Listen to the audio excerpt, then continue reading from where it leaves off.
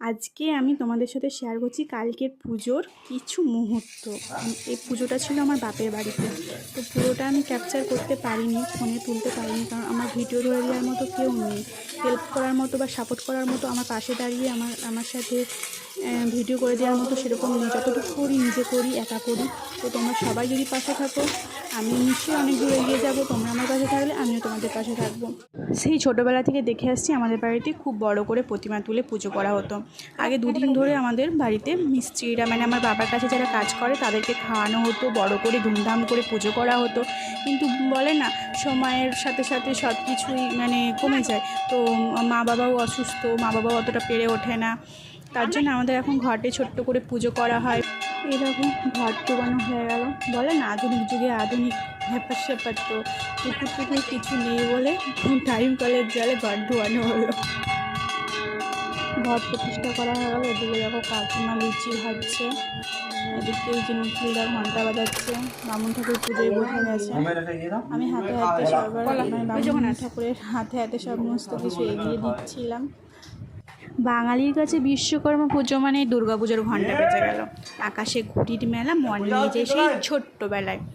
দেবশিল্প বিশ্বকর্মা আরাধনার পরে কিন্তু আমাদের বাঙালির জীবনে শ্রেষ্ঠ সব দুর্গা পুজোর আগমন বার্তা আসে।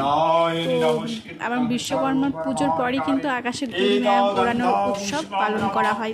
বিশ্বকর্মা পুজোর দিন ওড়ানো হয়। ছোটোবেলায় আগে অনেক ঘুড়ি ওড়াতো, ভাইকে দেখেছি। তো এখন অনেক ছোটো ছোটো বাচ্চারা এখনও ঘুড়ি ওড়ায়। এটা বিশাল আনন্দ, ঘুড়ি ওড়ানো, ভোকাট্টা, ঘুড়ি কুড়ানো, ছুটে ছুটে গিয়ে সবাই মিলে ঘুড়ি কোড়ানো, সেই শৈশবগুলো, ছোটো ছোটো স্মৃতিগুলো অসাধারণ। এখন সেগুলোকে প্রচণ্ড মিস করি। আমরা কিন্তু সকলেই ঠাকুর পুজো করি, যে কোনো পুজো করি নিজে কিছু মনের আশা পূরণ করার জন্য। তেমনই বিশ্বকর্মা পুজো করা হয় যাতে ব্যবসা, যারা হচ্ছে এই লাইনে কাজকর্ম করে, যারা কন্ট্রাক্টর, রাজমিস্ত্রি, যাদের কারখানা রয়েছে, গাড়ি রয়েছে, তারা কিন্তু এই যাতে তাদের ব্যবসা ভালো চলে, দেব বিশ্বকর্মার যাতে কৃপা লাভ করে, সেই জন্যই কিন্তু এই পুজো করা হয়।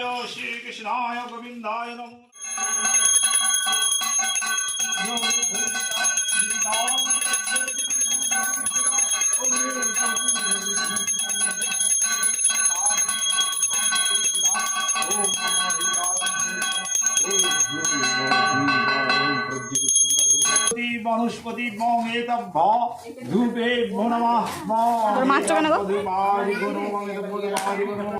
ওম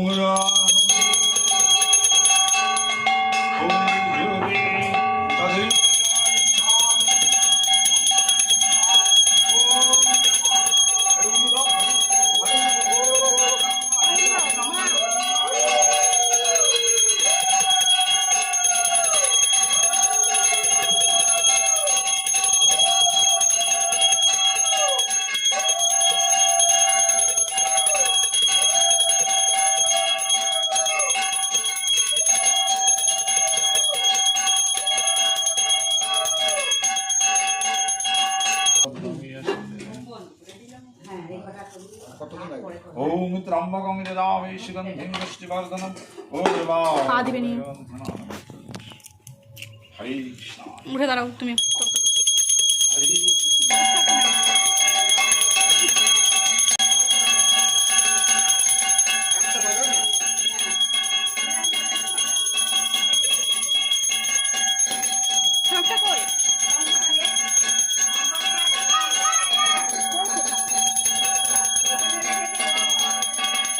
আরেকটা আনো।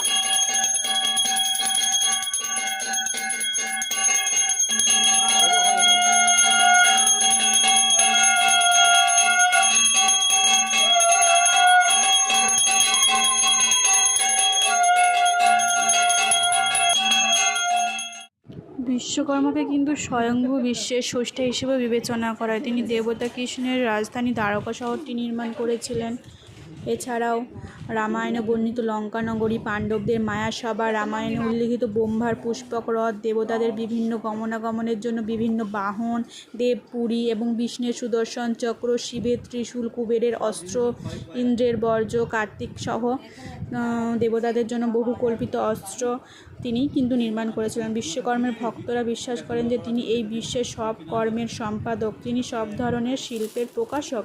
শিল্পবিদ্যায় বিশ্বকর্মা রয়েছে একচ্ছত্র অধিকার। তিনি নিজের চতুষ্ষষ্ঠী কলা, স্থাপত্য, বেদ, উপবেদের প্রকাশক। কথিত আছে পুরীর বিখ্যাত জগন্নাথ মন্দির তিনি নির্মাণ করেন, তাকে স্বর্গীয় সূত্রধর বলা হয়।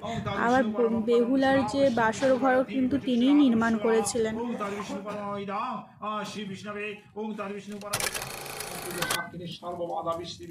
বিশ্বকর্মা বিশ্ব ওং শিল্প ওং নম বিশ্বকর্মা গৃহ নির্মাণ ওং বিশ্বকর্মা যন্ত্রাংশ জগন্মন্ডল দাসনাম ঋষি আলিম্বন গোত্র সপ্ত জন্মার্জিত বাবক ক্ষয় ওং মহামন্ত্রী মহামন্ত্রী ওং নম দাজ্য কবিত হরদাম নম